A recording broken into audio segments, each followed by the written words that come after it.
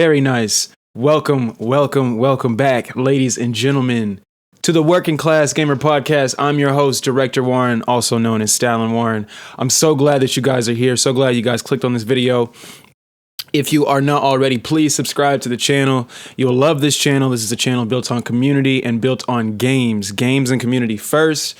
All the other BS comes later or isn't even a thought here at Imperial Gaming. So please like and subscribe if you haven't already. Thank you guys so much for being here. I'm really excited about today's episode, honestly, even though I think it's going to it might get a little bleak. You know what I mean? It might get a little honest. It might get a little passionate today, but I am excited to bring some of the things that I'm going to bring to you guys. As per usual, you know, I got to wax poetic a little bit in the intro, and I've just been thinking so much, honestly, because of the nature of the show and honestly the nature of my life itself. There's so much space in between the last episode and the current one. I mean, we're in February now. I don't think I dropped an episode at all in January. Or I did drop an episode in January. I wasn't a big fan of it. And that's because of the camera angle. So if you guys have been with me since the beginning, you know that the angle of the visual of this show has changed so much every episode, every other episode. I don't know what I was singing on the last episode. If you didn't see it, you don't really got to go back to find out what I'm talking about, okay? This right here, this is the angle going forward. Checking my levels. This is the angle going forward, okay? This is what we're going to be doing from here on out. I will remodel this whole space, redo this space, redecorate it, not remodel it, but redecorate it, get it right how I want it to be. I'll be doing that soon, so it'll look a little differently. These posters have been up since the very beginning of this channel. They've been up for such a long time, so it's time for some new visuals behind me. Some are going to stay. Starfield is not going anywhere. That's a generational moment for me personally. That's not going anywhere. But a lot of everything else that you see, or if you don't see and you be over here, if you one of the homies, you know what I mean. Like a lot of the regular stuff you see, it's gonna get rotated out this year. It's over for a lot of what's on my wall behind me. But like with that said, like you just gotta be. Everything that happens in between the episodes of this podcast is always a reminder. It's always a lesson to me that you just have to persevere. I was about to say that you have to be perseverant, but I'm not sure if that's a word. Not sure off the top of my head. But you do have to persevere, though. You cannot give up on whatever it is. And I have the personality type that says, okay, I have this main dream, this main thing that I want to do with my life. But I have these other smaller hobbies/passions, right? Outside of this main drive, this main idea of my existence, I have these other things, and there are ways for me to, grow, till that soil in my life and allow those things to grow into even more. Maybe even monetize those things. I'm not that guy that wants to turn everything that I do into a business, right? Even this doesn't have to be a business, but there may be an opportunity for support in my life, right? That could be born out of certain passions. I have the personality type, though, that says that recognizes those opportunities as if I apply myself, if I commit myself to those things, it'll go well. It'll do well. And I'll never end up doing the main idea of my life anyway, my main dream. I'll never commit to that. I don't know where that idea comes from. I know that's a pre-existing type of human being, though. The human being that believes that if I try this new thing, it'll go well and it'll distract me from continuing to try the old thing that I've been working so hard in my whole life to get good at or whatever, to get to a certain point of life at. That's me. And so that has been my excuse pretty much the entire time that this podcast has existed. We're on episode 17 this channel has existed for 2 years. First video ever come out of this channel was in February 2024. The podcast was created in August of 2024. So it's a year and a half old and I have 17 episodes, I used to think that was okay. I don't really think that that's okay. I think I owe to the people who do support me and watch regularly and listen regularly, engage with my streams, engage with the podcast and all that sort of stuff. Like, I owe it to you guys to be more committed to this because I do have something that I want to say. I do have a perspective that I want to share, and I don't want to be held back by fear. It's such a low vibrational energy. I don't want to be held back by it anymore. And the other thing is, like, because of who I am, because of the person that I am, because of the spirit inside of my body, right? Like, people are going to hear me and are going to care about what I have to say, or they're going to see me doing something. They're going to notice it. It's not going to fly under their radar, right? So, hold on really quick. I just had to turn the fan on, the ceiling fan. But yeah, people are going to notice me. And that's okay, by the way. I don't think that that's like a bad thing, right? And I think probably for the first half of my life, I'm 29 now, the first half of my life, I think I was afraid of that. I didn't know how to deal with that. And I'm just now growing to a place of comfortability with it, right? And so, you know, every so often I'll drop a link to this channel on like my social media, like it's not really BSing, but it's like, because I want people to click on the link, but I don't like to do too much hoopla about it. Like, I'm not like, yo, click on the link. This is what I'm doing. This is what I'm streaming tonight. This is what I'm talking about. Yeah, I will literally just drop the link. On Instagram, I might dress it up a little bit in my story, like get creative with the pictures and the layout and all that kind of stuff. And then also still have the link. And instead of just saying streaming here, I might say something clever or something self-deprecating or whatever.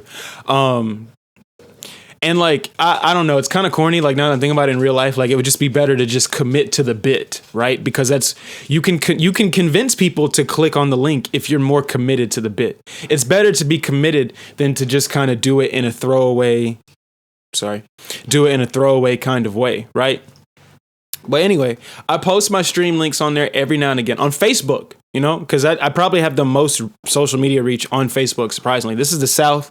A lot of people are on Facebook. Everybody's on Facebook. They might not be active or front facing on Facebook, but everybody is on Facebook in the South. I think everybody is on Facebook across the country. I just think when you get into more liberal spaces, people pretend like they don't have the app on their phone. But anyway, so I'll post there from time to time, okay? Just letting people know that there are things happening on this channel, whether it be a Lunar New Year stream, we'll get into that later, or a new episode of the podcast. I feel like promoting it. Even this clip, I am saying what I'm saying now because I know I'm going to package it in a clip to put on Facebook and other platforms for people to see. Okay? And so I do that, and then I'm surprised that like people that I'm friends with on Facebook from work, coworkers that I'm friends with on Facebook, they'll be like, so do you have a podcast? And where I work, like, again, I'm 29. I'm on the younger end of the spectrum of employees at my job, right? So the people asking me are like of my parents' generation, basically, and like, they're like, do you have a podcast? And I'll be like, yeah, I got a little pod, you know. And I'll be like, I thought I saw. And it's like, I know you saw the link or whatever, and you didn't really know how to engage with it, yada. Like, it's cool, you didn't know what to do. Because it's like, we be having so many projections of everybody, of each other, right? We do that to each other. So it's like, you're into this, and it's like, yeah. And not only do I podcast because there's a connotation with having a podcast, right? And my voice and all these other factors. Yes, not only do I have a podcast, it's about video games. So I know that you know maybe a political side of me, the nuclear side. That's what I'll say, the nuclear domestic side of me, right? And so it's like, oh, that's what you're podcasting about. And it's like, yeah. And it's called the Working Class Gamer Podcast. And it's called the Working Class Gamer Podcast because I go to work 40 to 50 hours a week, depending on how I'm feeling. No more than 5 days out of the week. Literally never more than 5 days out of the week. On a regular basis, the max is 4. Okay? So I go to work. I live life. I dream. I spend a lot of time dreaming. I face literally the trials and tribulations of love, trying to find it, trying to preserve it, whatever. And so to decompress and break down and also re-experience the highs and the thrills that come with everything I just mentioned, working, dreaming, loving, I play video games and I watch a lot of movies. My desire in life is to make films. My spirit's calling is to tell stories in a visual medium. That's the storyline that I am committed to currently. and have been for the better part of the last 16, 17 years of my life. The podcast was born out of, I have played games my entire life, like since I respawned. I've played games my entire life. I have engaged with video game journalism for as long as I've had access to the internet. And so I've been there for every step. As someone born in 1996, I have been there for every step. The Web 2.0 to Web 3.0 transition, the Web 3.0 era that we live in today. I've been there for every step. And so the best way for me to contribute my voice to video game discourse is this podcast. So yes, Stalin has a podcast, and yes, it's about video games. But if you listen to me when I podcast, you may hear things that make it easier for you to live in whatever reality that you live in, encouragement that you may need, entertainment, comedy. I like to think this is a pleasant visual experience, and that the audio matches. At the very least, it should match. I feel like I'm not a sound engineer guru, but I think it sounds good. So I say all that to say, welcome to the Working Class Gamer Podcast. Welcome to this small slice of my world that I have to offer you. Please like and subscribe if you have not already. Okay. So let's get into it, man. It's the year of the fire horse. That is an actual topic on my sheet today.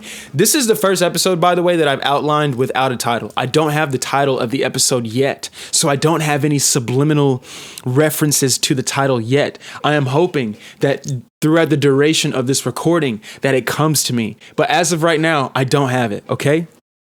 But I've got my topics. It's 2026. It is the year of the fire horse. It is the Chinese New Year was the 17th of February. Okay, today is February 25th. The Chinese New Year was last Tuesday. Today's Wednesday of the next week, and there's a lot of stuff going on. Cosmologically speaking, I guess might be the word. Astrologically speaking is the better word. I don't know why I just said that. Astrologically speaking, there's a lot going on, and that's not what this podcast is about. However, one might take what they hear about the things happening in the cosmos and happening to you and I, those of us who are 27, 28, 29, 30, 31, and 32 years old. Those of us who just pay attention to the motions of the moon and pay attention to what may be happening here or there or whatever, we can use some of those things to explain what's happening in our neck of the woods, in this case, video games. Because it's getting crazy out here. I don't know if this is going to be a long or short podcast, because honestly, the veil is lifting. And what is being uncovered is not going to last. You know how I said a lot of stuff happens in between episodes? I recorded an episode this year. And since that last episode, we're only in the second month of the year dealing with the Epstein files. This is not that kind of podcast. It has come out that thing, that energy, that evil, if you will, is responsible for why there are so many microtransactions in our video games. The veil is lifting. It's lifting. And honestly, what is being uncovered? The way that we know the industry to be is coming to an end, and not necessarily coming to an end. It's just the truth of it. It has revealed itself. It is what it is. And now we are of the age. I am of the age. You are of the age. Because a 13-year-old can have a Cash App card. We are of the age now where we can make decisions about what we want to do with the truth of the matter. And today's theme is that the truth of the matter is that the people that we pay money to for our virtualized interactive entertainment, they don't know games, they don't care about games, and they don't care about you. the vast majority of the people up top who make the decisions about what you and I get to play on a regular basis, they don't care about you. They don't even care about each other. Okay? So let me do this in order. Because the year of the Fire Horse started last Tuesday, okay?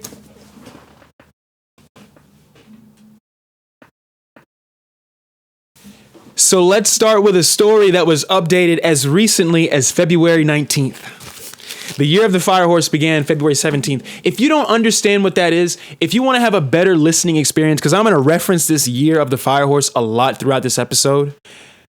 If you want a better understanding of what that is, Google Year of the Fire Horse Explained and click on the Guardian article that comes out. They put out a really good article for Western people like you and I to get a better understanding of the Chinese zodiac, the Chinese New Year, yada, yada, yada. I think you'll find it, if you listen to me, you'll find it intriguing. Now, before I get to the grand news behind me on the 48-inch OLED screen, I do want to talk about the fact that I have been streaming, and if you are not subscribed to this channel with the post notifications on, you are missing out on me in a rare flow state, okay? I am finding my pocket. I'm finding my pocket with the quality of the visuals, the quality of the audio, the quality of the gameplay. 4K 60 streams on the way to this channel in March in time for Crimson Desert, okay? You don't want to miss it. Now, I have my own belief system, but something about this year of the Fire Horse, I just couldn't miss it. It was brought to my desk, my virtual desk, my real life. It was brought to me. It was brought to my attention, and I've been paying attention. Now, the Chinese, they make a lot of things that I enjoy. They've manufactured my gimbal. Now, I don't know about the state of DJI right now. I don't know if we can still I don't know if we can buy anything from them. I don't think we can buy drones from them anymore. I think that they've been like outlawed or something. But they make a lot of great camera equipment. They make a great camera. You know, the Chinese, they manufactured one of my fondest memories in the form of my first 4K television purchase, a TCL 5 series, an S605 or something like that, with Dolby Vision and Dolby Atmos built in. It was $399 at Best Buy, Black Friday 2019. Yes.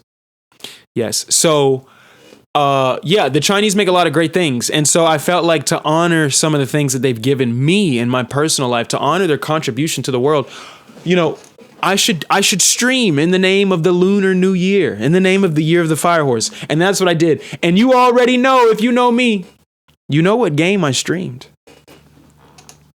Game of the Year 2024. The Ultimate Golden Joystick Award winner. Black Myth Wukong. From novice developer, frankly, novice console developer, novice AAA game developer, Game Science. I streamed that, and you guys seem to really like it because it's doing good numbers. And I love that game so much, and I love how it makes me feel, and I love how it is to watch me play that game. I love it so much that I had no choice but to take that 4 hour and 58 minute stream and edit it down into an hour and 30 minute video of highlight reels of every boss fight from that stream. Because I did chapter 6, I did the end of the game with the special secret ending. And that video is doing okay, but the stream is doing really well. You guys seem to really enjoy it. If you tuned into that and you're watching me now, thank you again. Really lifted my spirits, because after that, oh my gosh, what a week I have had, dude. Oh my God, dude. 8 days of just nonstop, like just an energetic assault. I'm telling you what. And I'm actually, now that I'm recording, I'm feeling so much better in real time. It's crazy. But yeah, I streamed Wukong. I've been streaming Final Fantasy 16. And then what I did over this past weekend, so the weekend leading into the Chinese New Year on Tuesday, the 17th, I saw a film called Scarlet. I saw an anime film called Scarlet. I had to go out of town to watch it because it was a limited release. And I caught the trailer for this movie when I went to see 28 Years Later, The Bone Temple, which is the best movie I've seen so far in 2026. But when I went to go see 28 Years Later, The Bone Temple, I caught the trailer to Scarlet, and I intentionally tuned out and only took in the visuals of the situation. And I was like, this is fantastic. It was an anime with a different kind of aesthetic to it, it had a very distinct visual style. It wasn't a traditional modern anime in its artistic sensibilities, and it was drawn with many different techniques, CG, watercolor, it looked like in some aspect, like just a really well put together, a medieval fantasy, but like a spiritual like meditation on just what it is to exist. It was so wonderful. The movie was so wonderful. I was literally moved to tears by the end of it. Cried. Good cry. It was a good cry. It was good to have. I will cherish that cry forever. The aesthetic of that movie, though, made me want to engage in medieval fantasy. Final Fantasy 16 at the time was what I was using. It was the crutch I've been using and will continue to use because I will continue to stream that game. But it was the crutch I was using to scratch that medieval fantasy itch, and it will forever scratch that itch. However, I wanted something a little more colorful because Scarlet, the film, was so colorful. I wanted something with a little bit more pop, a little bit more hope in it, right? Because Final Fantasy 16 is very bleak until about the midpoint where you start to see the end game, but it's still not bright until the end game is followed through. Okay, so I wanted something that even in its darkness, that there would be a lot to take in visually. And so I landed because it released on February 17th. I'm taking y'all through the year of the Fire Horse today, okay? This game released on February 17th on the PlayStation 5 platform, and that game is Avowed. Avowed from Obsidian Entertainment and Xbox Game Studio. First of all, I have a PlayStation 5 Pro. Everything I play on that console looks great. Don't believe the hype of what you read on the internet about, the PSSR on this particular game wasn't done very well, or yada, yada, yada, yada, yada. I have two of the best TVs that you can buy with your money today. Short of having a short throw laser projector. I have the best visual quality you can buy with your money in the working class. I don't want to hear none of this BS no more about you amateurs comparing games to each other, trying to, this one looks, you don't know what you're talking about. You don't know how to code. You don't know how to develop. You couldn't even put together this podcast if I asked you to. So let's stop with the fake. If you're not Digital Foundry, I don't really care to hear what your opinion is of visual fidelity, because, and this is a through line of today's episode, we are living in the golden age of video games. Everything is great. This is the best it's ever been. Anywho, so my first thought when I played Avowed, I bought it digitally. You can only buy it digitally. I hate that. I would love a physical edition to put on my shelf, but whatever. My first impression was, wow, this looks as good as I thought it was going to on the PS5 Pro, because it looks amazing. The lighting is really good. The performance is really good. The effects, the particle effects, the special effects of your abilities, the character models. One of my companions, the little blue dude, the blue guy, great textures on his face and the fur on his body. Everything looks great. First impression. Second impression. Oh my God, this is literally the medieval fantasy English I was looking for. This is what I wanted to hear in my headphones. Also, the sound design is really good too. But just the dialogue.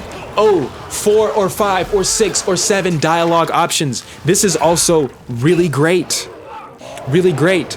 Oh my God. If I was a man who did not think for himself, I would have fell for the bait a year ago when the game came out to really believe that this game is mid. It's not mid. If you like fantasy RPGs, if you like action RPGs, period, this is a must pick up. It's $49.99. I'm gonna start there. It's $49.99 on PS5 right now, which means it's $49.99 on Xbox. This is a must have. And I cannot wait until they put South of Midnight on the PlayStation 5 console. I can't wait to play that. I can't wait for it. But this is a must-have. If you like action RPGs, you got to have this. You got to have this. There's no excuse for you not to have this. If you're an Elder Scrolls fan, if you're one of those losers, this is a must-have. I'm just playing. You guys aren't losers, but we got to move on from Elder Scrolls Skyrim. Like, we got to move on. It came out in 2011. It was cool, but there are much better RPGs than Skyrim. Anyway, but if you're one of those, this is it. This is the one.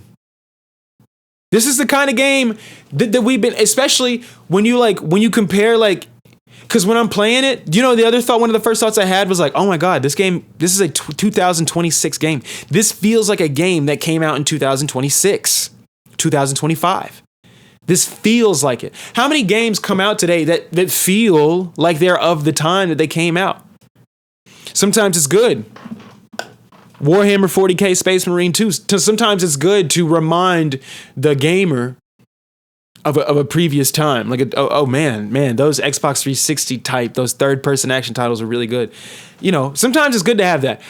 Every game, I don't want to, like, feel like, I don't want to see I don't want to feel like, dang, like, this low-key, I had to play this on PS4 at 30 FPS. Avowed would not have ran on Xbox One or PS4. You know what I mean? It just wouldn't have worked. It wouldn't have worked. The layout of the game, the way it feels to engage with the menus, with the world itself, it wouldn't have worked because it wouldn't have been that smooth. And this is one of those cases where you need this kind of smoothness and clarity, whether you're playing in quality mode or not. I'm playing in balance mode. I recorded what you're seeing in performance mode. But this kind of user experience could not have been guaranteed on the PS4 or Xbox One. And so I really love, like, playing a game and feeling that way. Like, oh my gosh, how would this have worked, like, back in the day? This feels like a game of the time. So that's what I've been on. Okay? That was the beginning of my year of the Fire Horse. And then every morning that I checked Twitter for the next 3 or 4 days, it was like the fa sound effect, literally, for the state of gaming.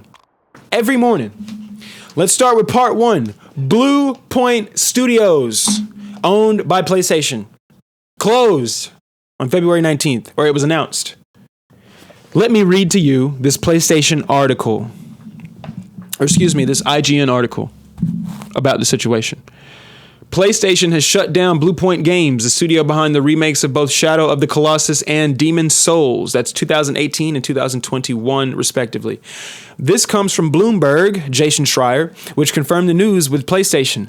Roughly 70 employees are going to be impacted by the closure when it officially occurs next month. Blue Point Games is an incredibly talented team, and their technical expertise has delivered exceptional experiences for the PlayStation community.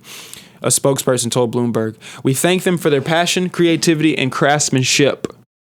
According to a previous report by Bloomberg, Blue Point was working on a live service God of War game up until January of 2025 when the project was canceled. The studio then spent last year pitching new projects, but ultimately was shuttered before it could get one moving.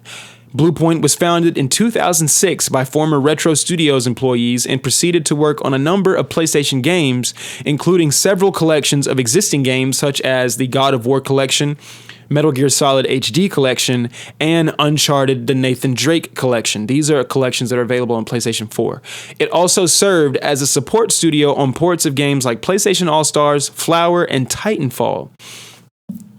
But Blue Point's claim to fame was its 2018 remake of Shadow of the Colossus, followed by its 2020 remake of Demon's Souls, both of which were highly praised by critics and fans. It wasn't until after Demon's Souls that Sony acquired Blue Point in 2021. Under Sony's management, Blue Point did some co-development work on God of War Ragnarok, but otherwise did not release or announce any new games. So they otherwise did not announce or release any other new games. Now here's the other thing that kind of comes out of this stuff, right? These things are announced, and then you're like, oh, well, what do we do with, like, this information? You know what I mean? Oh, it's so sad. Blue Point is closed. I mean, it's 70 people, which is 70 real life human beings, right? But I mean, hopefully, prayerfully, they land somewhere. But it's a small studio. It's a small outfit. But basically, like, here's my thing. Like, here's my thing with this whole. Like, I have Demon Souls on my PS5 Pro right now. I've never opened it. I've downloaded it because I have it in the PlayStation Plus collection. I've never opened the application. I always said I would play Shadow of the Colossus eventually. That's one of those games that I want on disc. I don't have it right now. I'll get around to it, and we'll circle back to this attitude that I'm exhibiting right now. We're gonna circle back to it. Okay.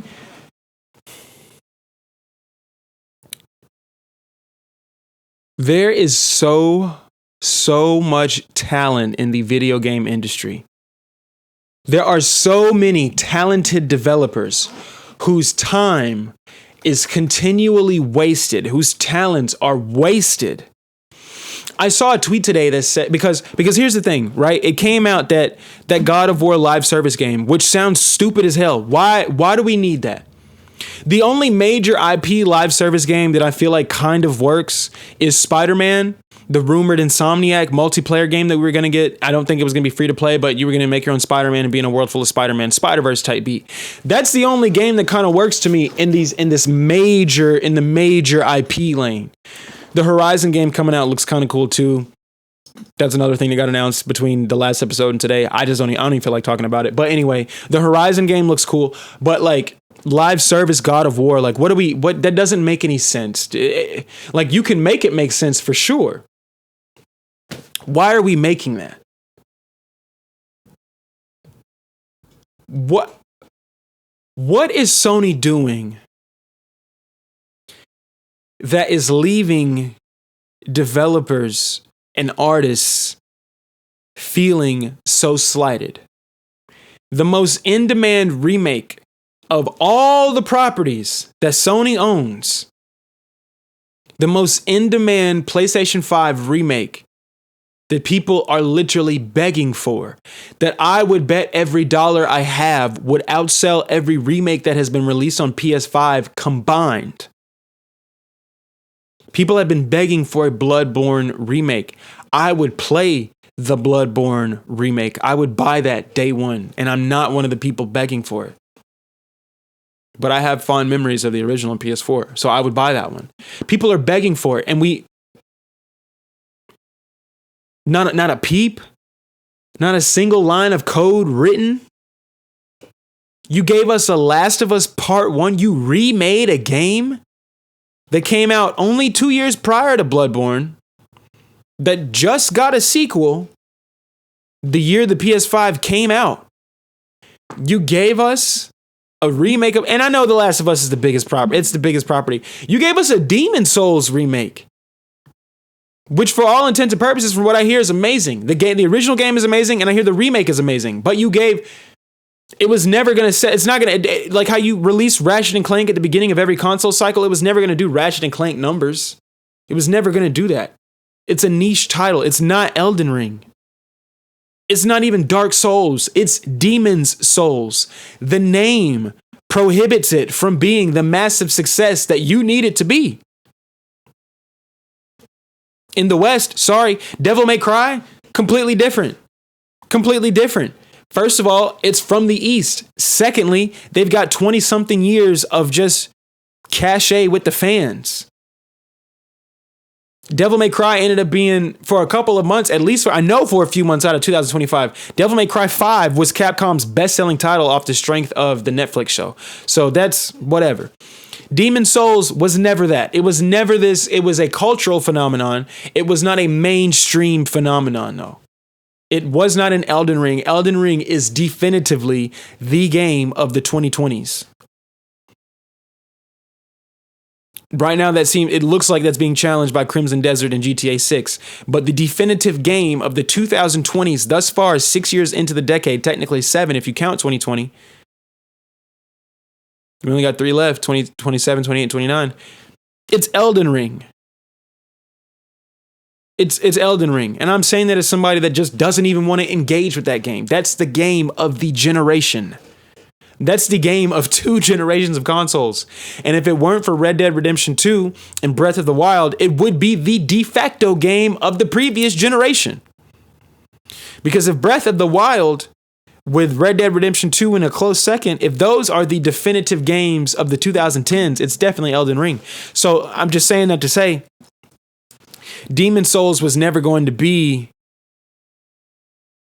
as a launch title in PS5. It was never going to be this massive thing. It wasn't. It just doesn't have the cachet. I don't understand, because it's twofold. Sony was pushing for live service games. They were looking for that. And we can pretend like that's a horrible idea, but we are the reason why that's even an idea. Because it's not just kids buying V-Bucks. It's adults. Adults are buying V-Bucks. Adults are buying VC for 2K. Adults are buying shark cards. It's our fault that these companies feel so pressured to turn amazing single player IP into multiplayer platforms. I knew it was over when they did it to Forza Motorsport. They took the greatest, because for a few Forza Motorsport, for the last 3 entries in Gran Turismo and Forza Motorsport, for the last 3 entries or so, Forza had the crown. Gran Turismo 6 was not what Gran Turismo 7 is. GT5 certainly wasn't. Prologue certainly wasn't. Forza Motorsport had the single player career mode console crown. They had it. You know what they did in their 8th iteration? Let's build an online ever evolving platform. You want to know where we are today? There's no more Forza Motorsport. No more. We're never getting another one. And lucky for us, Forza Horizon is a really well-made title. But after Forza Horizon 6, they're finally taking us to Japan. There's nowhere on the planet you can take us location-wise that's going to excite me after this. I don't want to be a cynic, but I'm not interested. I like tracks. I'm of that age now. I play Gran Turismo 7 all the time. All the time. All throughout the year.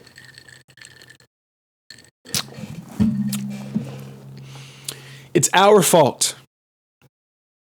We are complicit. For as long as we engage in these systems, all this news I'm about to tell you, you don't even have a right to be upset. You don't have a right to be surprised, because you are part of the problem. I am part of the problem. So Bluepoint is closed. Why are they making a God of War live? And every game they pitched after that, nobody wanted to make. So you should be the remake studio. That should just be your position. Knock it out of the park. You did 2. They didn't sell very well. We need to do something. We need to turn a profit still. You give us 3 or 4 solid remakes. We can talk about something that you want to make. But see, this is the thing. It's like dating. You're leading them on. Why are they over there helping Sony Santa Monica with their interactive movie? God of War Ragnarok. Now developers are getting a take. Whoa, these are some cool systems. What if we did y'all want the live service things? What if we did this with this? And because Sony is like, because you don't have anybody creative enough to understand that that's a horrible idea. The people who love games are gone. Shuhei Yoshida, he's not there anymore. He's the reason we have a Shadow of the Colossus remake. He believed that game needed to be preserved. Its revival is preservation. I'm with him. I agree. But we need the live service. Even Naughty Dog working on The Last of Us Online was like, nope, we're pulling out. We can't do this. It's a whole different ball game, not only to create a live service concept that is engaging, but to keep it engaged. That's a whole ordeal. Come to find out, Bluepoint is the one who thought it would be a good idea to make that game. It wasn't Sony who pushed them, but Sony Sony created that air of, y'all need to figure out the live service. One of y'all got to knock it out of the park. Because the thing is, the reason all these companies, all of them, Nintendo included, are trying to create the next Fortnite is because Fortnite has pushed the bar. It's moved the bar. It's moved the goalpost for profit margins and all that. It's why Game Pass exists.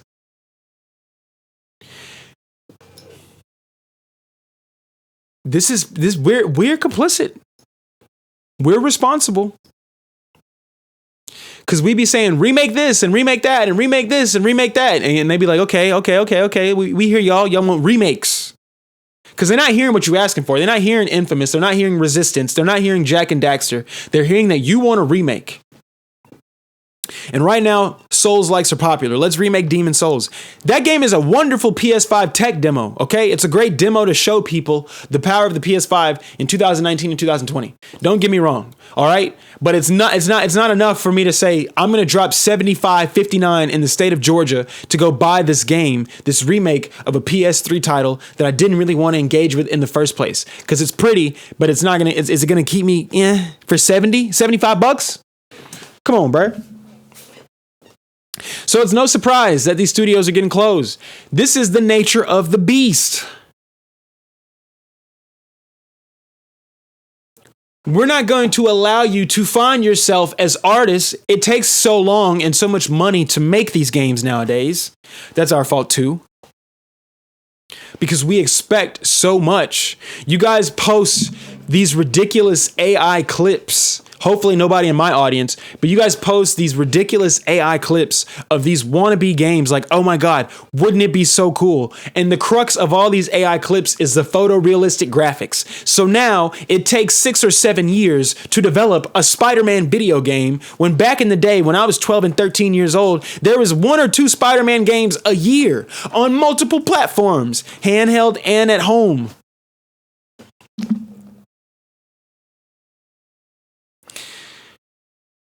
It's so insufferable. It's so exhausting. Like, when is it going to stop? Because the next part of the first freaking week of the year, the Fire Horse, the next thing that happens, we get a new Xbox CEO. Phil Spencer, gone. Sarah Bond, gone. We got a new lady from the AI division of Microsoft to run Xbox.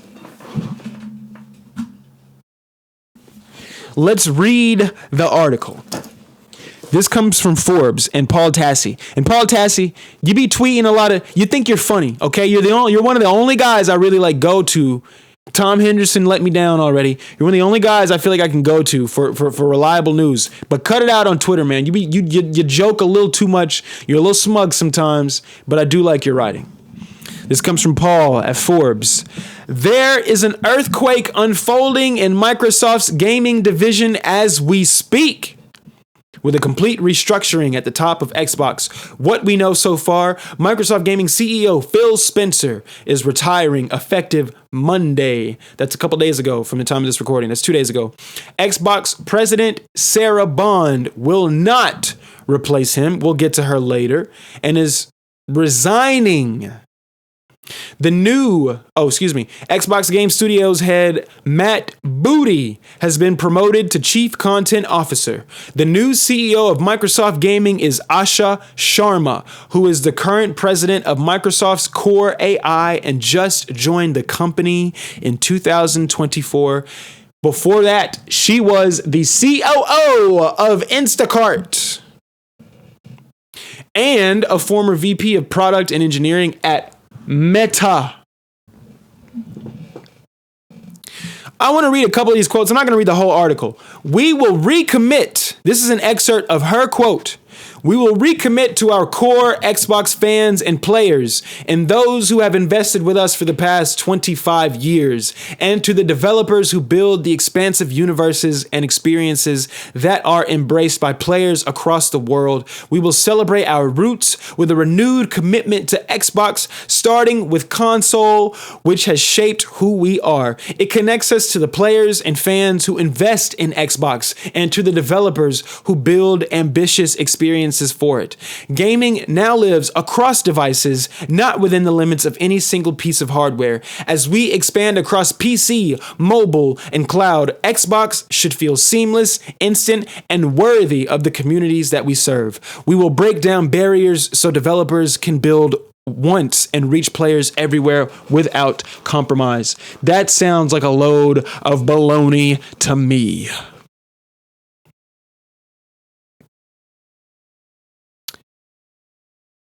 This is the most interesting quote, because this is what I'm going to use to illustrate to you that you cannot trust anyone in a Fortune 500 company with an executive position. They are paid to lie to you.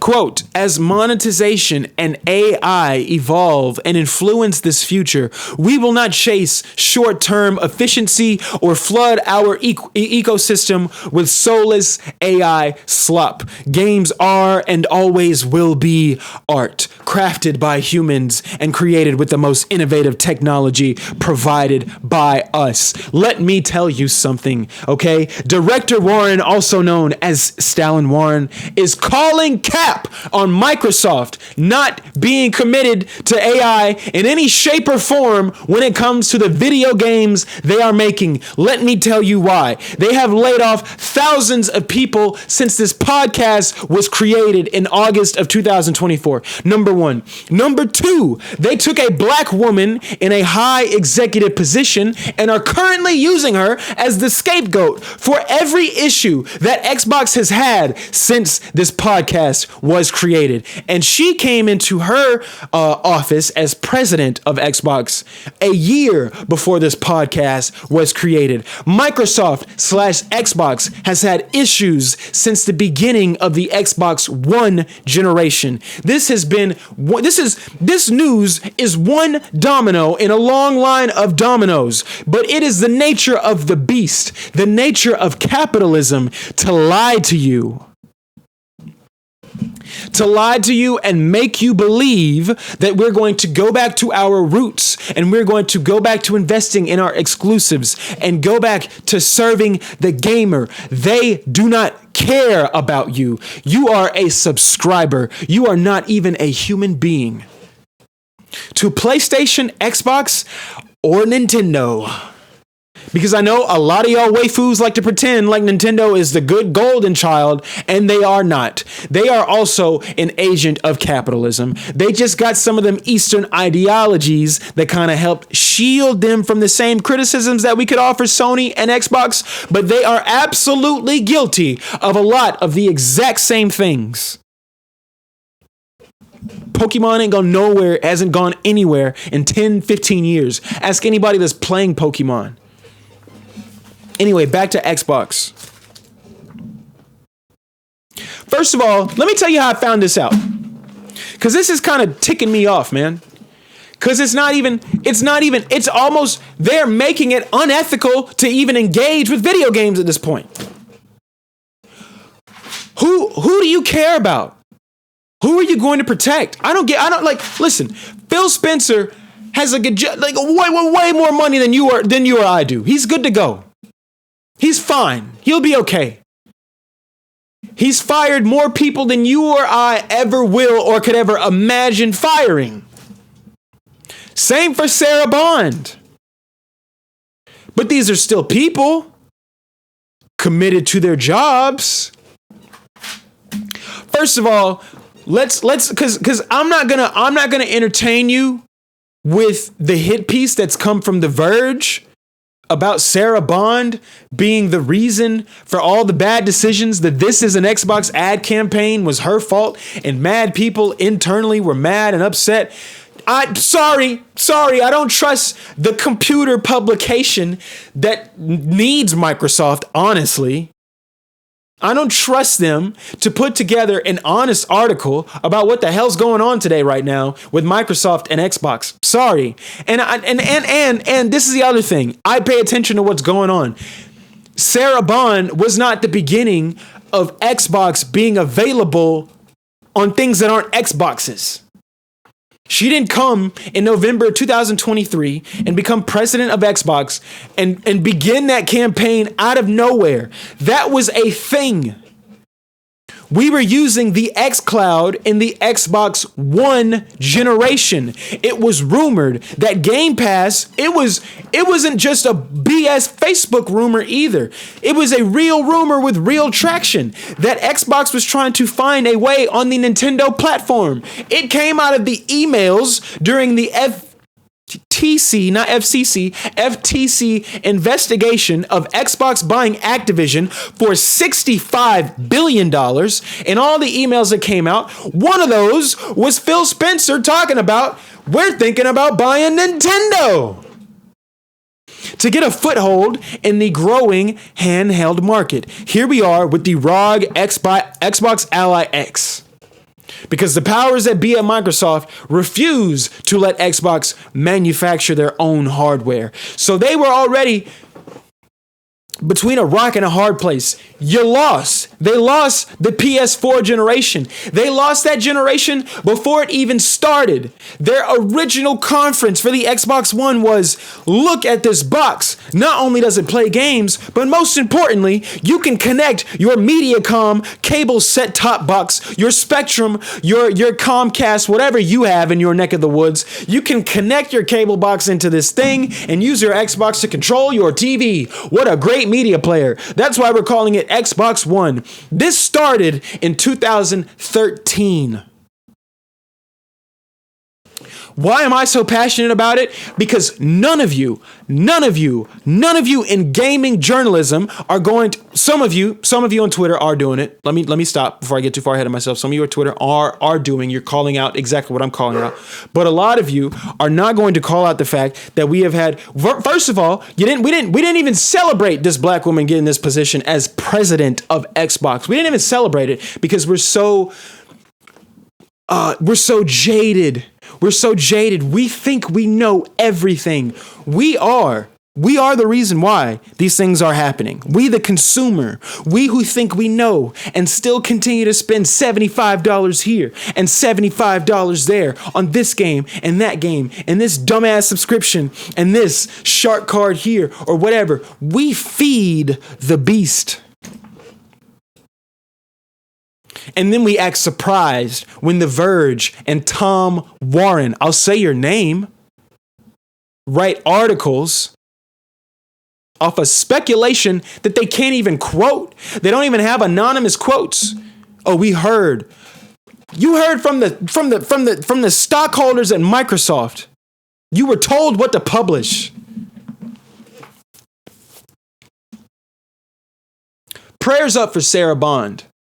Because it says a lot to me that Phil Spencer, who made a lot of these bad decisions, was given the grace of retiring immediately. That is a different severance package versus resigning. The timing of this resignation does not tell me that Sarah Bond was already thinking about leaving and yada, yada. No. This was a decision made by the powers that be. 2-3 months ago, they had already came down from on top. Yo, these are your new profit margins that you got to meet. And everybody with a brain looked at those and was like, there's no way Xbox is going to be, they can't do that. They don't have the foothold. They don't have a foothold in people's homes to reach those margins. But whatever. So you want me to believe that Shorty resigned and Buddy was given the courtesy of being able to retire? There are financial implications here. Not only did she resign the same day that he retired, but the next day this Verge article comes out, and I told you I'm not reading it.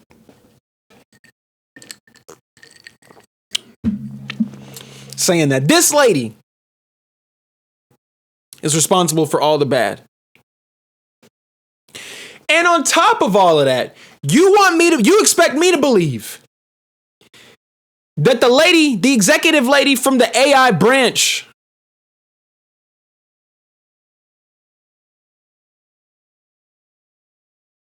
is going to keep AI out of video games? These are not real people. These executives at these Fortune 500 companies are not real people. They don't have the same perspective as you and I. They don't even care about what you got going on. As a gamer, as you could have a Game Pass Ultimate account, they wouldn't give a shit about you. Sorry. They fire people to increase their profit margins by a percentage point. They'll fire 100 people, 100 real people with families and mortgages and stomachs to fill. You think they won't figure out a way to integrate artificial intelligence into the development pipeline? They've already figured it out. I got a console behind the TV right now that utilizes AI upscaling. Excuse me. You don't think they're going to figure out a way to involve AI in the process to cut down on costs, to give y'all the photorealistic experience that you want, that you desire so bad? You think they care about you? They won't give you anything new. Where is Halo 7? Halo Infinite came out in 2021. 2022. Where is the next chapter in the story? You're telling me to get excited for Halo 1, the remake, the second remake? Because I can play it on a PlayStation? Yay. It's our fault. I said a couple episodes ago, I'm probably not going to buy GTA 6. There's a chance I don't buy it. I have to wrestle with that within myself because of how they treat people who decide to start unions in their company, in their massive, massive, massive billion-dollar company. How dare you? How dare you?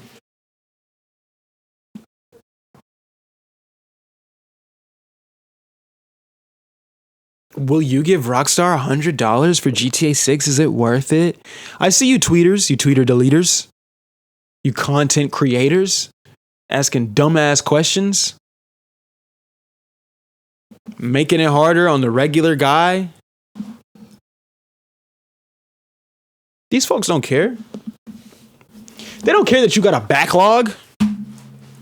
They have to keep the cycle going. They harvest your energy. They have to keep the cycle going. They have to keep you going between an up and a down.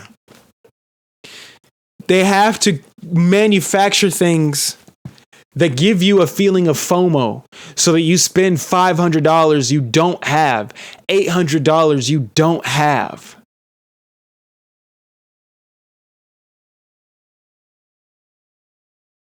What are we talking about? I don't care if the Asha lady is using AI to write her tweets. I don't care if her Xbox profile is really hers. She told you with her own mouth I started playing to learn more about this world. I don't know shit about video games. They're telling you. What Sigourney Weaver said in Avatar? They are pissing on you without even giving you the courtesy of calling it rain.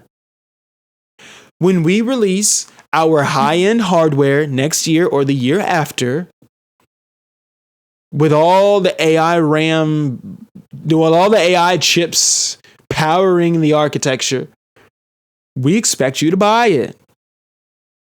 We expect you to continue to pay us $30 a month for Xbox Game Pass Ultimate. We are 1 hour into the show, and it is a good one. It's a good one. That's what they expect of you. Word to Ice Cube. Here's what they think about you. You are a number. You are a dot on their chart. You are not a person. You are how much money is in your bank account and how much of that money they can take from you. That's all you are to Sony, Microsoft, Electronic Arts, to a lot of these big Ubisoft. That's what you are. They want you to get used to not even owning your games, and eventually they want you to get used to them not even developing games for you. However, I don't want to be all doom and gloom.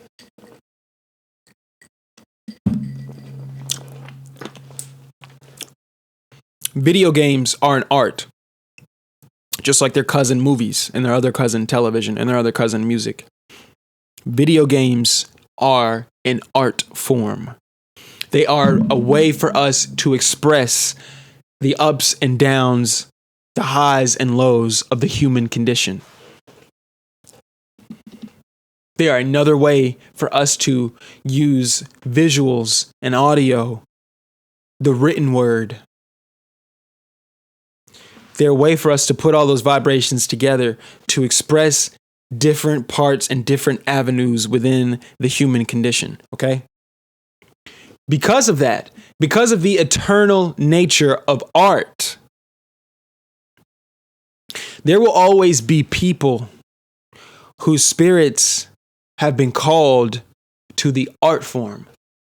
Those people, for as long as humanity exists, will always exist. And some of those people will be seated in high places.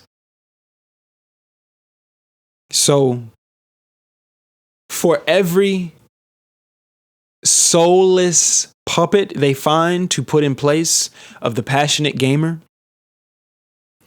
there will still be hundreds, thousands of passionate human beings that are really freaking good at what they do.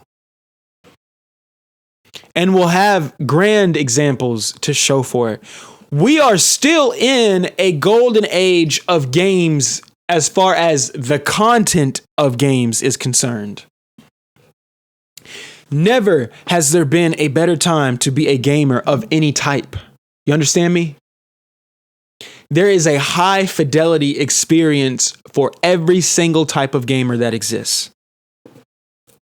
There will always be, listen, persevere. I keep saying it. I said this at the top. I said this at the very top of the episode. Perseverance. You have to persevere. Nobody's going to do it for us. We as a consumer have to persevere. We have to persevere in our decisions to support human-made art. We have to persevere in our decisions to support those who believe in the art of gaming, those who are truly passionate and have something to say. We have to persevere in our choices to tell Activision and the makers of Call of Duty that you have lost it and you need to go back to your corner to figure it out. We have to persevere in our decision to support those who want to represent their culture with the utmost respect to themselves and to the consumer that will engage with them. We have to persevere in that kind of decision making because these people are going to continue to persevere in their 150-year-old model of leeching and exploitation and scapegoating. So shout out to you, Sarah Bond. I wish the best for you, honestly. Not just because you look like my mom and my aunties and all of them, but also because you, just like Phil Spencer, just like one of the thousands of people who have been laid off by Microsoft in the last year, just like one of the thousands of people who worked at a variety of these studios that have been closed in the last year, some of which have been closed by Microsoft. You deserve a chance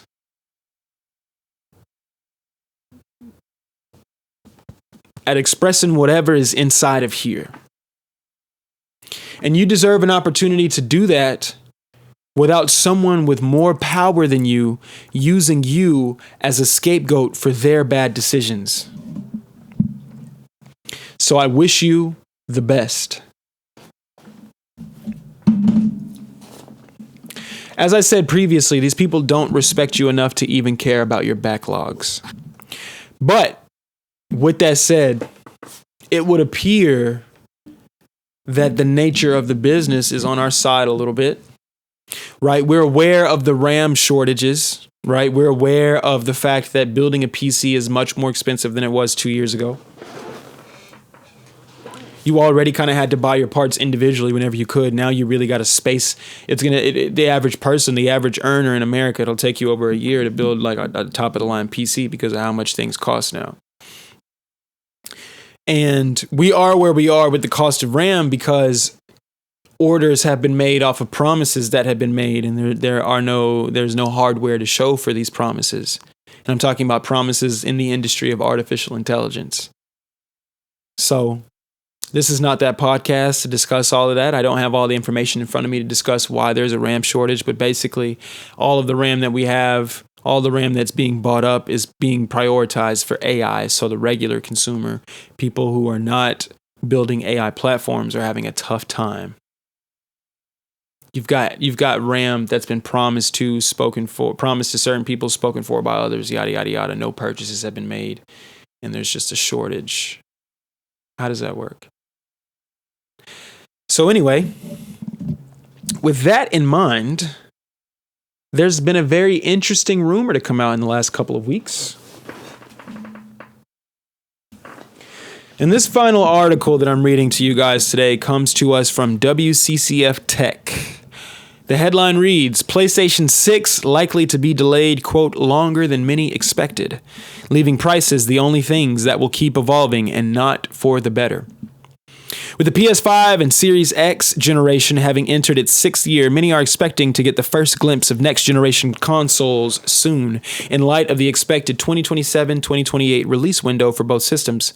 However, we are living in very challenging times for console manufacturers, who must deal with the current economic situation and soaring RAM prices as they prepare the PS6 and the next-gen Xbox. Although neither Sony nor Microsoft has openly addressed the situation, which is expected to remain challenging for a few years at best, it is very likely to impact their next-gen plans significantly. So much so that a known analyst is expecting the PS6 to be delayed from the expected 2027-2028 release date. In a new report posted on S and Stone Insights in Japanese, respected senior research analyst at MST Financial David Gibson shared some predictions on Sony's third quarter of the current fiscal year. While the report looks at Sony's entire operation, including the television and music businesses, the observation on the company's gaming division are the most interesting. For the third quarter, Sony results are expected to beat market expectations driven by sales of both in-house and third-party games. These results will likely make it easier for Sony to extend the current console generation as, quote, Sony expects the PS5's life cycle to be extended, with the PS6 likely to be delayed longer than many expected. While a delay of the next console generation isn't something we are hearing this month for the first time, the prediction coming from an expert analyst definitely gives more weight to the prospect. However, a longer delay into 2029, 2030, or even beyond would make this scenario very peculiar to the console industry, as Sony and possibly Microsoft will be sitting on hardware that will be outdated by 2030. This wouldn't be completely unprecedented, given that the Nintendo Switch 2 successfully launched in 2025, later than even Nvidia expected, and without cutting-edge technology, but it would still be new for both Sony and Microsoft. And under current conditions, it will likely be preferable to delay new systems rather than release them at a very high price that wouldn't make them compelling to the price-savvy console audience. If the PS5 generation is extended beyond expectations and with no change to the current situation, the outlook is dire for gamers. Quote, the only things that are evolving constantly are the prices. They go up and up and up, said Ashen Wander on the Reset ERA forums, echoing a good portion of the PlayStation community sentiment, torn between wanting to get their hands on the PS6 and the rumored handheld, and having to pay the exorbitant price Sony would have to release it for with a launch within the next 2 to 3 years. Okay? So basically, people were in a bit of a tizzy over this analyst predicting that Sony would be delaying the release of the PS6 into 2029. Not 2028, 2029, the end of the decade. Now remember, the PS5 and the Series X launched in November of 2020. We just, and I said this in the last couple episodes, we just really hit like the main part of the current generation.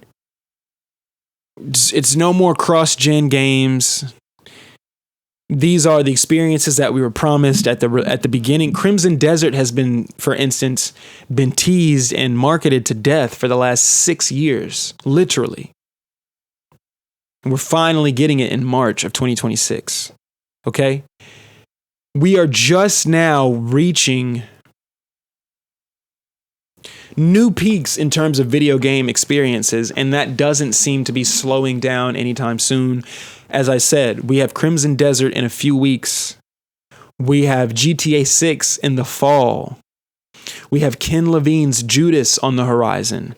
We have the next Black Myth game. We have Tides of Annihilation. We have dang, I just had it in my head and it just left me just that quick. We have a Neza game. We have so many wonderful titles coming out of the East, coming out of China, coming out of Korea, coming out of Japan. Games that we've never developed. These are first time developers.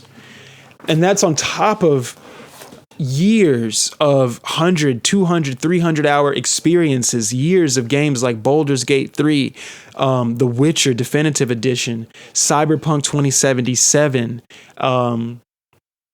Ghost of Yotei, Assassin's Creed. Like, we have years and years of games, massive, massive worlds to explore built by human beings.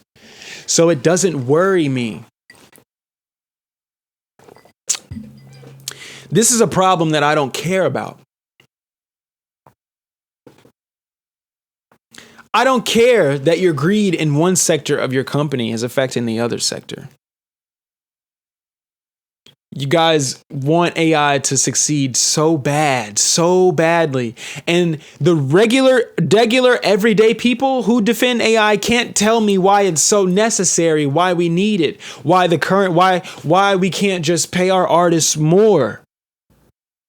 We're making more money off of their art. So why can't we pay our artists more to make better art? Why can't we pay our programmers more to give us better experiences? Why are we so desperately trying to maximize the amount of dollars that we can suck dry from every man and woman on the face of the earth with a bank account? So no, I don't care that internally it's looking like you might need to keep this console going for 8-9 years. That doesn't read like the end of the world to me. That reads like a world that don't have the money for your next generation.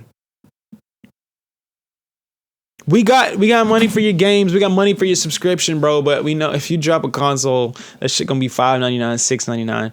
We don't got it, bro. We don't got it. Some of us do. A lot of us don't got it. And you're looking at the numbers and you're just like, dang, man, PS5s are selling.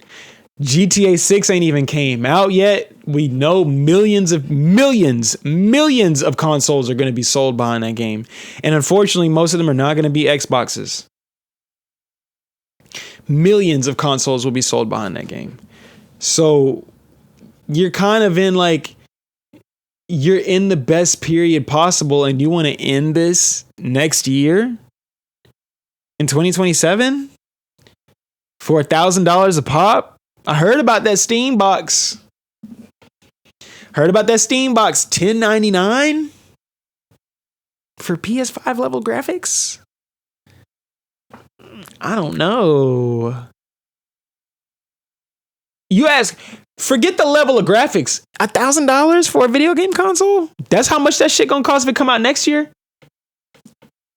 And then what? And then what? Then what? Then we sit here looking stupid, asking ourselves if we're gonna make the $1,000 decision, knowing how the last generation of consoles started. There wasn't nothing to play for the first year and a half. There was nothing to play. There was nothing. Demon Souls. You just turned 13, 14. You got your parents. Your parents have the credit cards. They have the cash to have gotten you a console the first 6 months that it's out. but they take you to church every Sunday. So after Ratchet and Clank and Spider-Man Miles Morales, whatever else was there for us to buy? Keep it going. I got a backlog. First of all, I got multiple trilogies that I've never played from this generation and the one before it. Give me a couple more years before you disappoint me with your lack of backwards compatibility. Which of course you're going to make sure you got that PS4 and PS5 backwards compatibility, but whatever. But I'm just saying, like, Xbox, and at the same time, Xbox, they put the ball in your court.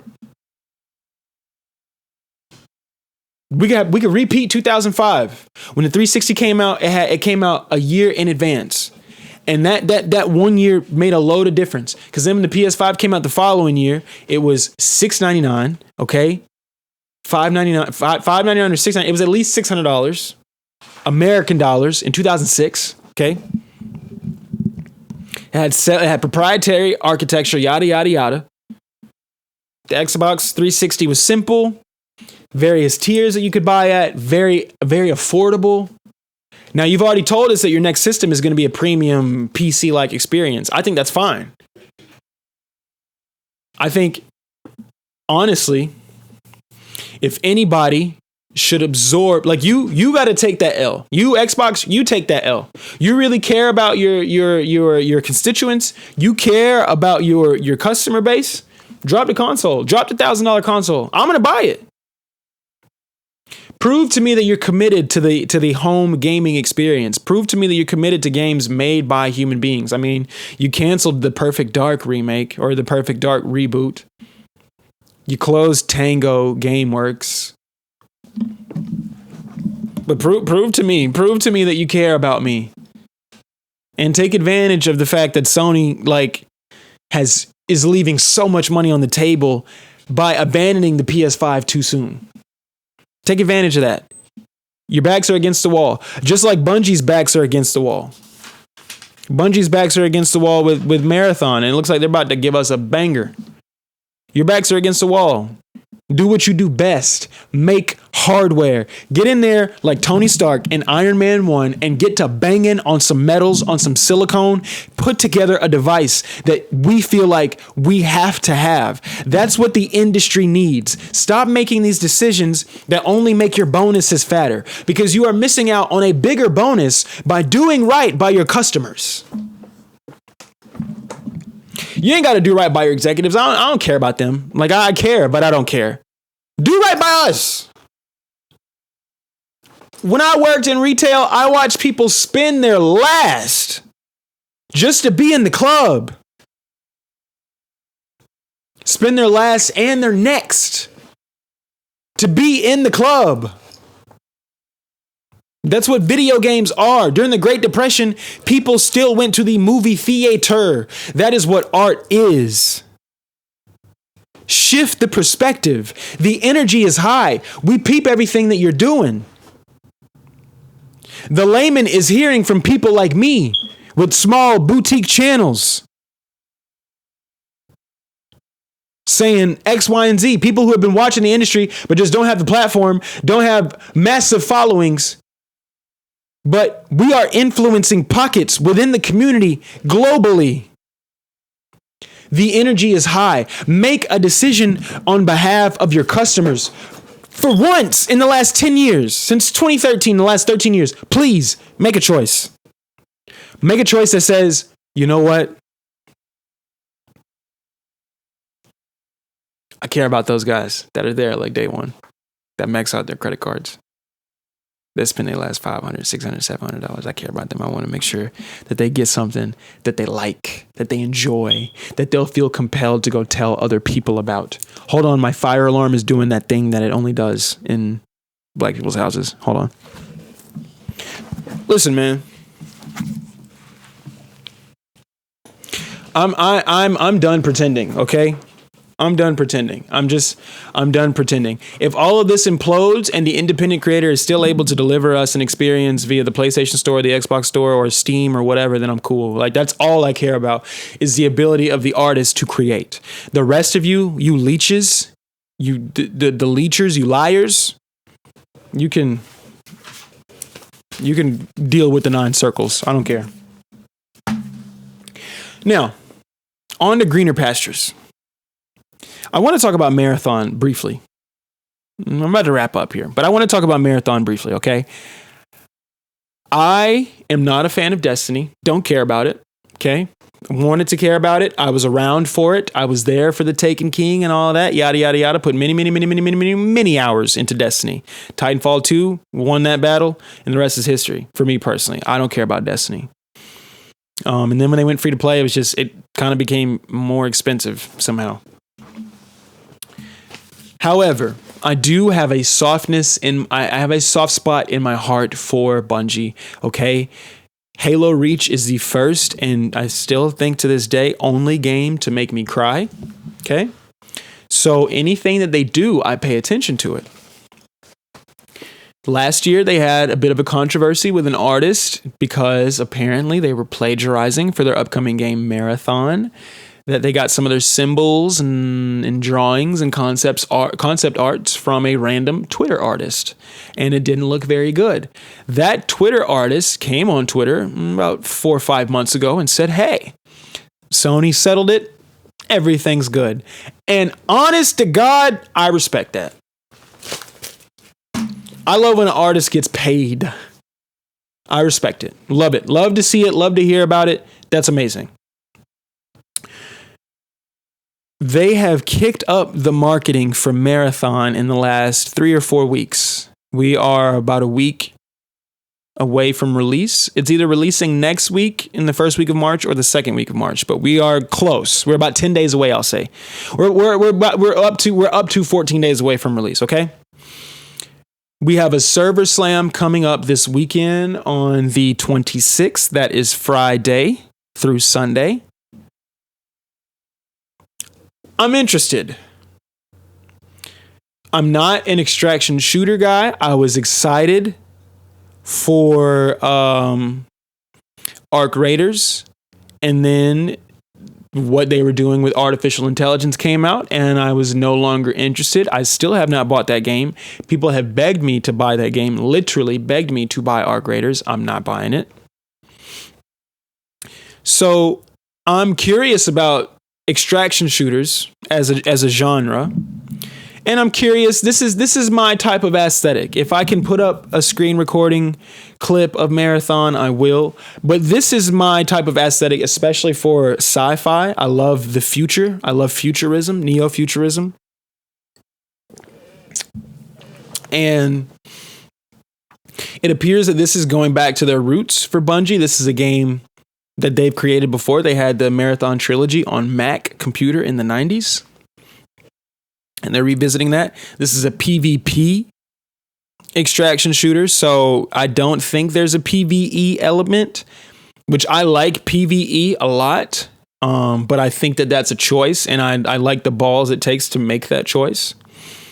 To say that our shooting and our gameplay design is so good that we don't need the added distraction of AI enemies, because that to me, that's what the E in PvE is. It's just extra filler. It's just filler. So I'm really interested, and I wanted to talk about Marathon in the context of hype, because it is so interesting how volatile it can be to look forward to a video game. Because there are people on the internet who do not have real profile pictures that will make you feel a way for being excited for any given video game. If they don't believe in it, you shouldn't be believing in it either. And I can understand that for certain titles and certain developers like EA games. I get it to an extent for Bethesda, but I still feel like somehow we give them still too much crap, you know? But I get where the sentiment comes from. I don't understand how you can watch what has happened with Destiny 2 specifically, and Bungie in the last year and a half, 2 years, and be wishing on failure when it comes to Marathon. First of all, Marathon coming out and being good will make Arc Raiders better than it already is. So if you're a fan over there, it'll make that game better in the same way that Fortnite, when it first hit the streets, it made PUBG a better game. Already a great game, but it made it a better game.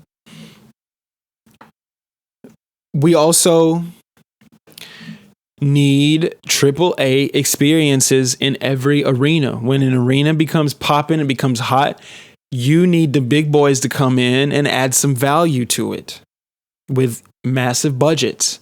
Marathon looks like it's going to do that. And also, I love a game with color. I love a game with personality, with an identity.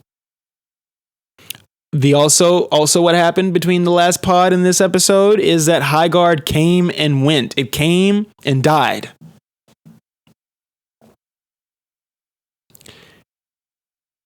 What does it matter if your developers have cachet that they built from developing something that was amazing, if they come back and make something that's BS because they're in bed with people who are BS and they're not artists? Tencent. You've got Tencent executives on that helped finance Highguard, who are on the same board of people who run the Game Awards, and so that's why Highguard was revealed at the very end of the Game Awards, and nobody understood why it was there, and it shouldn't have been there. And I wasn't a part of all the flack it was getting. Like, it was fine, whatever, but it was fishy for it to be right there, only for it to come out that like your board members were involved in the financing of this game, and that's why it was pushed so hard at the Game Awards. But no matter what you do, human discernment is always going to tell us what is good and what is not. That's why Marathon, even though it's not the prettiest game on the planet, is the phenomenon that it is. And that's why Arc Raiders, even with the AI BS, had to have really good shooting and gameplay mechanics, because you wouldn't have been able to overlook that if it weren't for that, right? So humans will always be able to discern and make choices for themselves. And so Highguard looked like BS from the beginning. You know what I mean? Marathon doesn't look like BS. I believe in Marathon. Will I buy it? I don't think so. I'm going to keep my eye on it as far as buying it. What will help me make a decision about buying it is I am going to play the Server Slam this weekend. I'm going to stream that for sure. It probably won't. It'll be Saturday night, and I'll definitely be playing Saturday night. I don't know if I'm gonna play Sunday, but I'm gonna stream that, and I'm gonna let that, like, you know, it's $39.99. But I gotta play Crimson Desert. And I've noticed, like, we are so, if you want a good understanding of the state of the industry, just look at how gamers react to games being announced and seeing gameplay and all that. We're so jaded. Cyberpunk ruined a lot of you.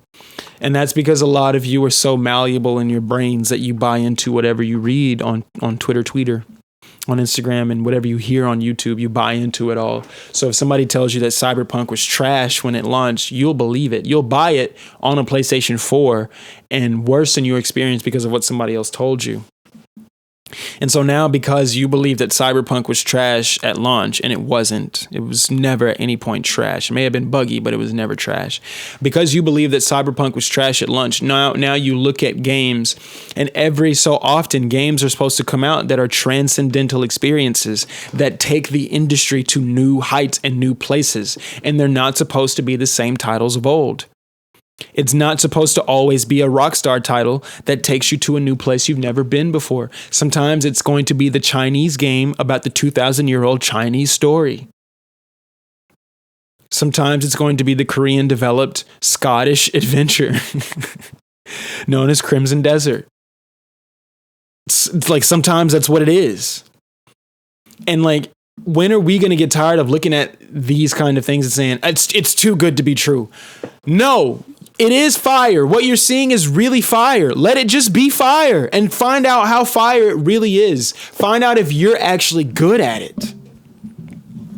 Because that's always part 2 of the hype train. The game comes out, delivers on the hype that it's set. Delivers on the hype that it's set. But you're not a good gamer, so the game's trash. That's always part 2. And I know we're going to see that with Crimson Desert because it's got combo-based attacks and stuff like that. We saw that with Black Myth Wukong. Y'all are trash at action games and blame the game because you're not good. But word to the Doom development team, you control the buttons you press. You also control your own hype levels. So just because you see one man super hype or one woman super hype about Crimson Desert doesn't mean that they're tripping or they're R-worded because they're looking forward to it. You are kind of crazy and sick in the head because you want them to not be looking forward to a game they're looking forward to. You want them to be as jaded as you are. This is either going to be the best thing ever or the worst. How do y'all say what y'all be saying? This is either going to be the best thing ever in gaming or the worst. It's going to fall flat on its face. How? What if it's just mid? What if it's just what if the gameplay is cool and it's just over long? Is that the worst thing ever? Or is that like another Assassin's Creed? You know what I mean? Like, why is there never an in between? And again, this goes back to our very first episode. Those of you who purchase your blue checks, everybody who be buying blue checks, y'all say the worst. Y'all got the worst takes. Because that doesn't make any sense. If it's not the best thing ever, it's the worst thing ever. And one or two of y'all having that is like easy for me to write off. But a lot of y'all talk like that. You have channels where you get on mics and that's how you talk. I don't know, man. We have, first of all, let me tell you the facts of Crimson Desert. Let me tell you the facts of Marathon. Let's start with Marathon before we get to Crimson Desert. Marathon is being developed by a veteran team. It's like how you know that Jalen Hurts should be doing a good job as the quarterback of the Philadelphia Eagles. He's been to the Super Bowl twice. He has won once. There's a bare minimum that he should do when he gets on the field. There's a bare minimum that LeBron James should do when he gets on the court. There is a bare minimum that we can expect from Bungie. And we have been able to expect that since 2001. They have not made a bad game. They have not made a bad game where the game doesn't play good and there's nothing to do.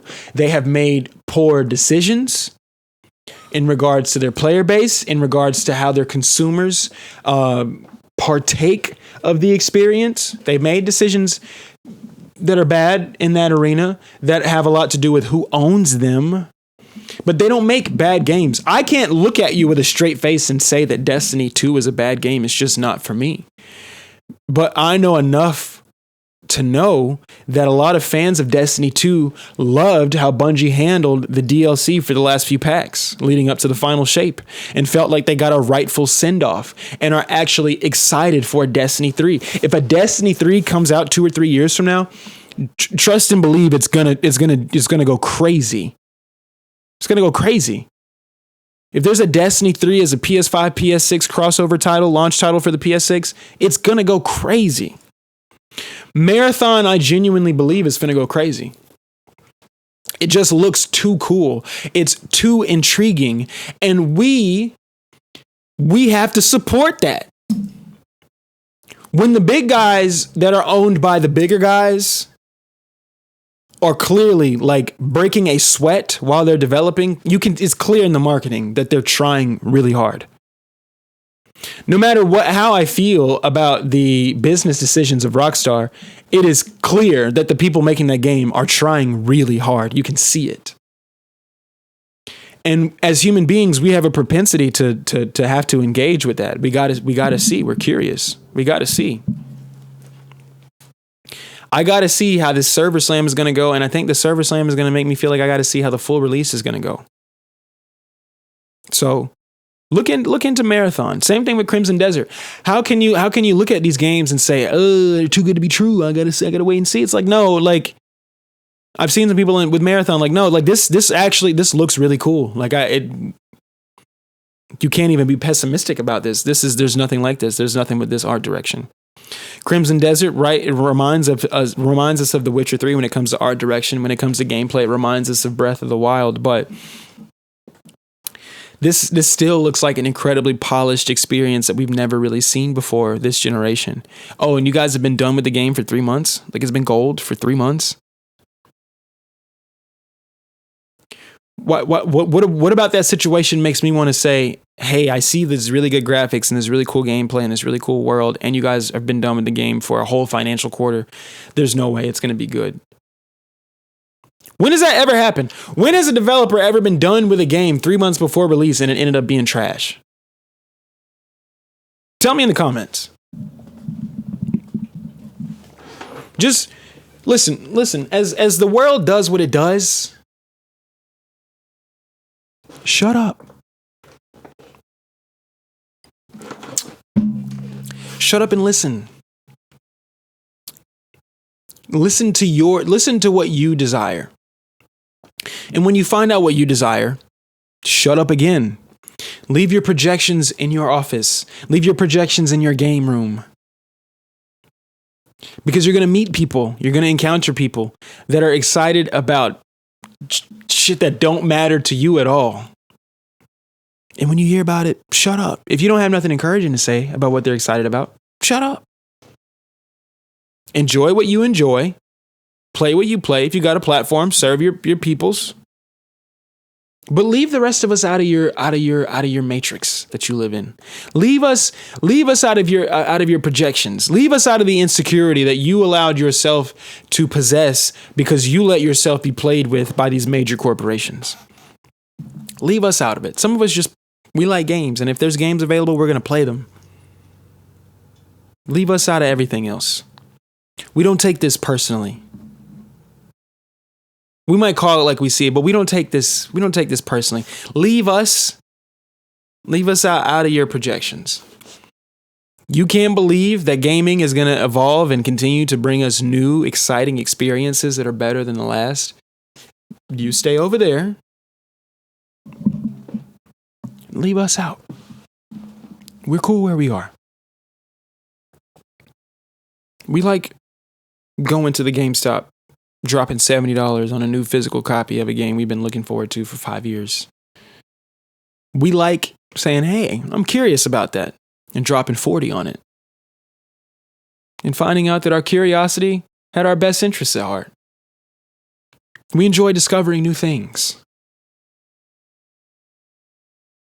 If you have skepticism about everything because you think you know everything about the way the world works, well, number one, if you're watching this broadcast, stay away from me.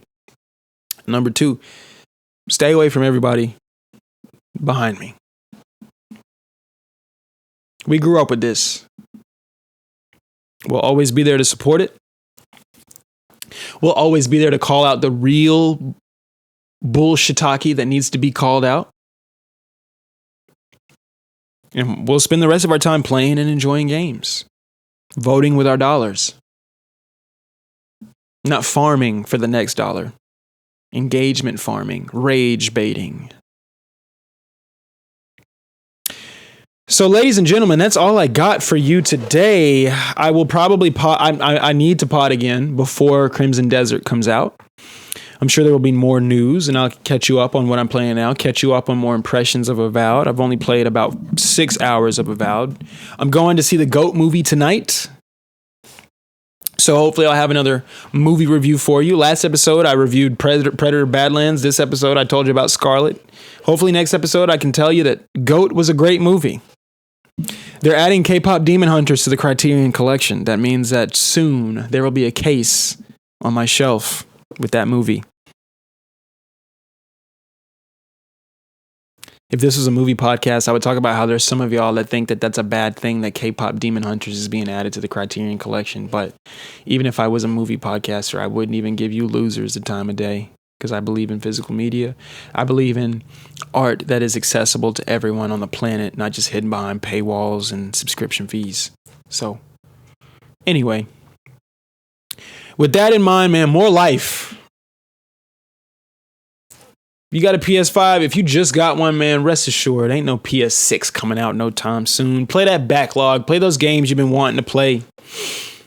I'm going to get around to playing the ones I've been wanting to play until the next best thing comes out to take me away and really, really have my ADHD going. Have these neurons firing. I'm looking at you, Crimson Desert. I can't wait to have you in my hands.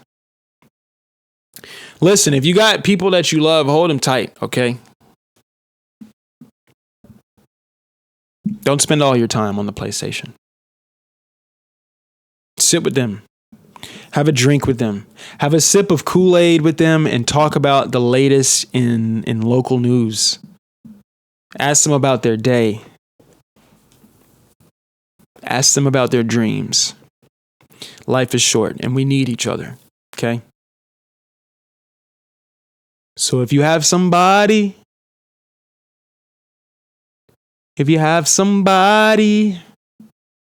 tell them thank you. Thank you for being here with me, being my somebody. You got siblings? Tell them thank you. You got parents still here with you? Tell them thank you. Thanks for making me. What a beautiful life. It's a hard life, but what a beautiful life. Thank you for bringing me here, inviting me to the party. And remember, and I'll always remind you guys of this, I am always rooting for you. If you have shown me support, I promise you I'm rooting for you. Please like and subscribe to the channel with post notifications.